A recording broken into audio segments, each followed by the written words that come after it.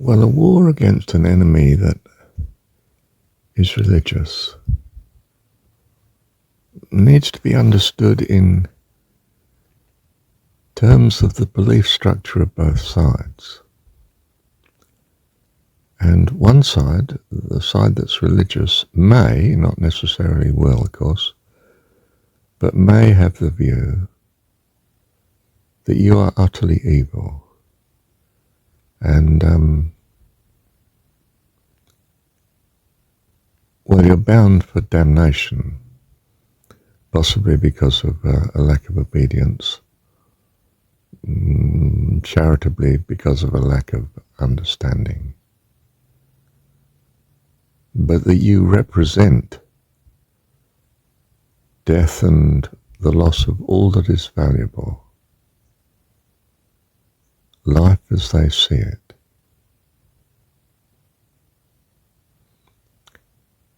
And therefore you're something to be wiped out. Not necessarily rescued, you see. It can be that you're beyond rescue. Typically you've had an opportunity and you've not taken it. Or you could still take it and you're not taking it. You know, you could accept our law and be obedient to our ways, but you're not choosing it. So you're a write-off.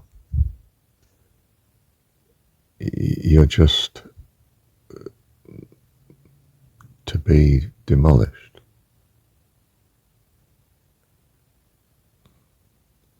They're not treating you as human to human any longer, but as a fallen angel that must be destroyed.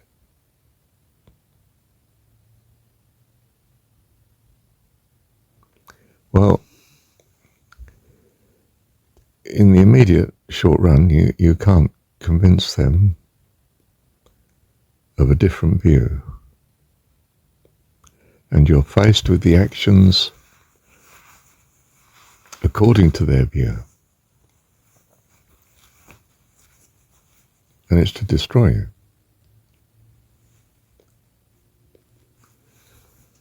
So you can turn a blind eye and be destroyed, or you can destroy them before they destroy you. There's a third option depending on your present beliefs, not the beliefs you could have, but the beliefs that you do have.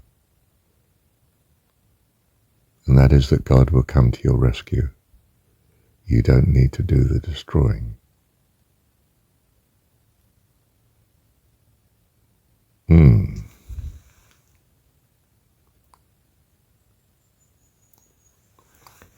In an uncertain world, you may be right, you may be wrong.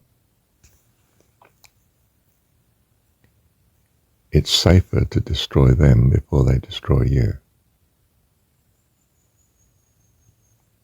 Or it may seem to be safer. You can only act according to how it seems to you. So a nation that doesn't want to go to war does go to war.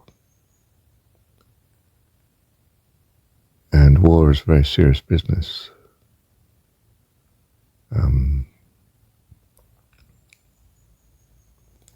The rules are not, ostensibly at least, very gentlemanly.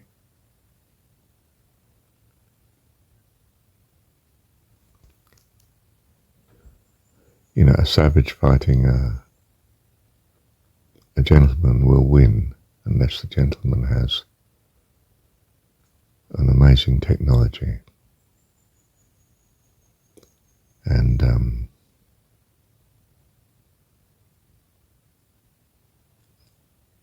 doesn't major in kindness. It majors in destruction, just more competently than savage. But the religious enemy is not a savage. He may be misguided with his religion, but he's not savage. It can be utterly destructive because of his passion and because of his belief.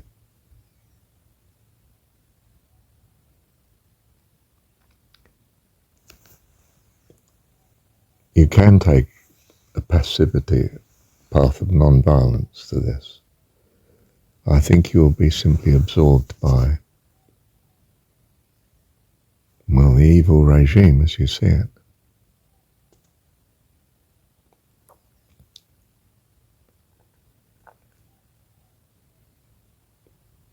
Is war acceptable then? Well, war is a conflict between states, nations, or tribes, groups of people. We don't belong to a group.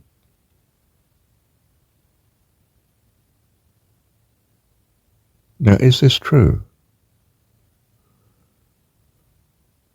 After all, Marshall is benefiting from the society he's in. He's in a privileged society and a privileged position in it.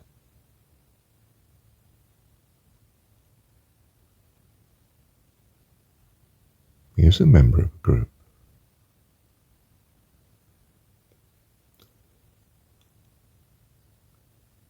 And he's denying membership of it.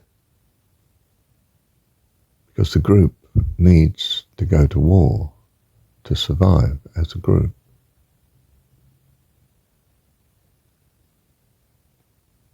Now, I'm fortunate, of course, in being elderly. I'm not someone who's going to be called up for a war effort. But to be destructive in any way of the society is not in the society of the group's interest. And presumably the group will deal with them accordingly.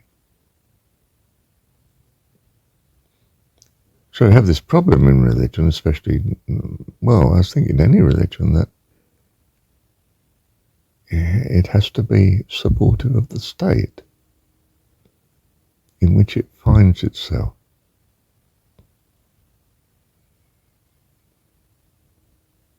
Now you're in conflict. You're part of a group, the state, the society, the culture, benefiting from it. But you're not wholly in support of it. You might not believe in violent action to deter the enemy.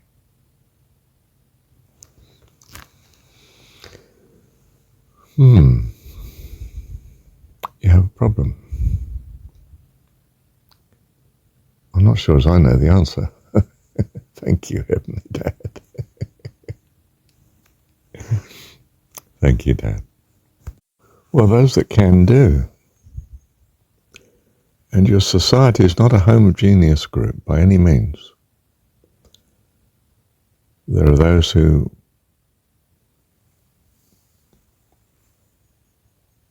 like being in the military.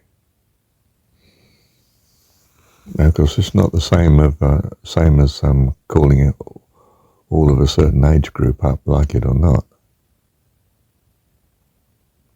And societies,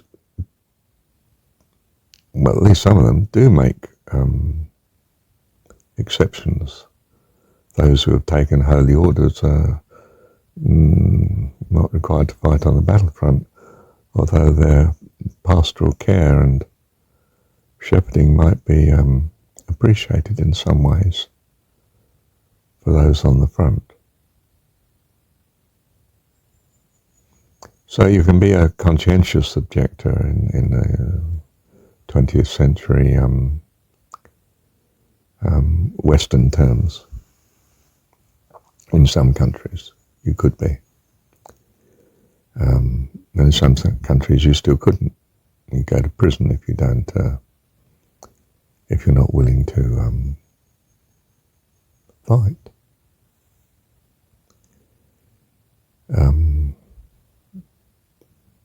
You could not be willing to fight in secrecy, so that you go but you never actually shoot at the enemy.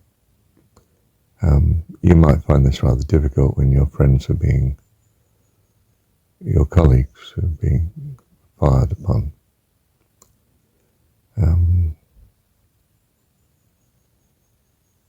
Or you might be in a fortunate society that allows you to go to the front, but as part of the Red Cross, say, to deal with the wounded. And we've seen some heroic, wonderful people that do that. And society will, in some sense, well, they'll use you accordingly.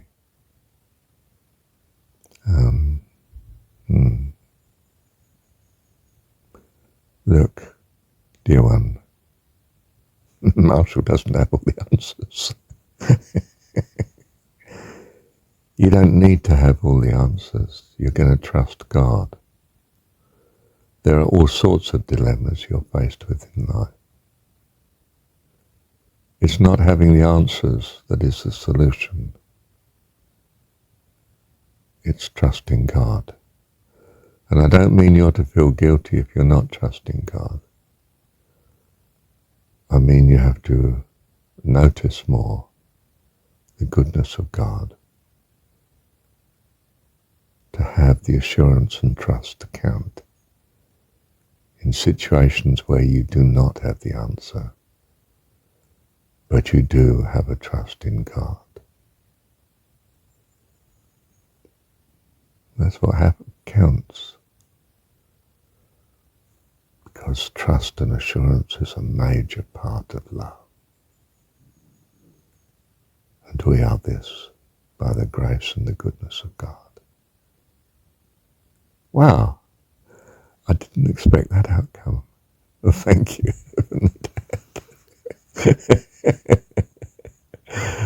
Love you, Dad. Thank you, Dad.